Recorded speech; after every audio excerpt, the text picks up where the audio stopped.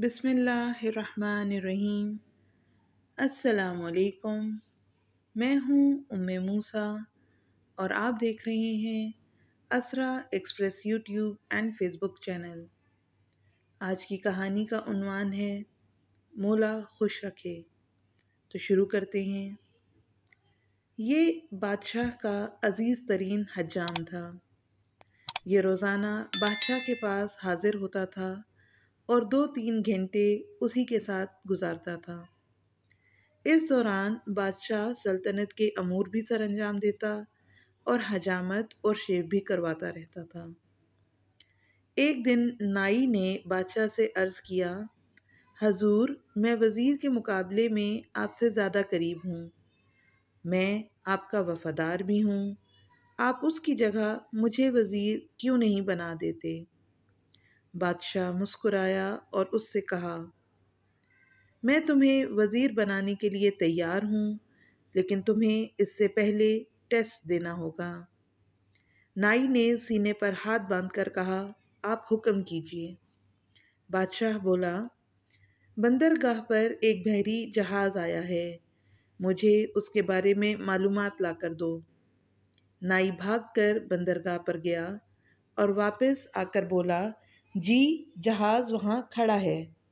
بادشاہ نے پھر پوچھا، یہ جہاز کب آیا ہے؟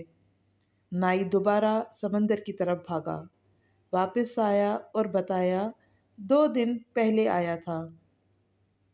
بادشاہ نے کہا، یہ بتاؤ یہ جہاز کہاں سے آیا ہے؟ نائی تیسری بار سمندر کی طرف بھاگا، واپس آیا تو بادشاہ نے پوچھا، جہاز پر کیا لدا ہے؟ نائی چوتھی بار سمندر کی طرف بھاگ کھڑا ہوا۔ قصہ مختصر، نائی شام تک سمندر اور محل کے چکر لگا لگا کر تھک گیا۔ اس کے بعد بادشاہ نے وزیر کو بلوایا اور اس سے پوچھا، کیا سمندر پر کوئی جہاز کھڑا ہے؟ وزیر نے ہاتھ باندھ کر عرض کیا، جناب، 2 دن پہلے ایک تجارتی جہاز اٹلی سے ہماری بندرگاہ پر آیا تھا۔ اس میں جانور، خوراک اور کپڑا لدا ہے۔ اس کے کپتان کا نام یہ ہے۔ یہ 6 ماہ میں یہاں پہنچا ہے۔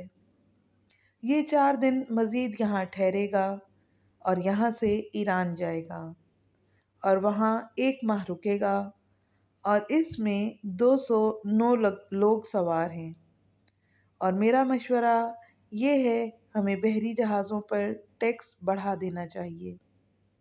بادشاہ نے یہ سن کر حجام کی طرف دیکھا۔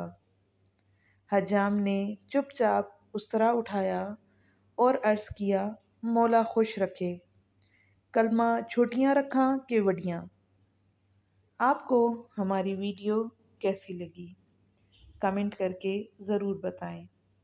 اگر آپ ایسے ہی اسلامک اور موٹیویشنل ویڈیوز دیکھنا چاہتے ہیں تو ہمارے چینل کو سبسکرائب کر دیں اور ساتھ ہی گھنٹی کے نشان کو دبا دیں تاکہ آئندہ آنے والی ویڈیوز آپ تک پہنچ سکیں۔ شکریہ۔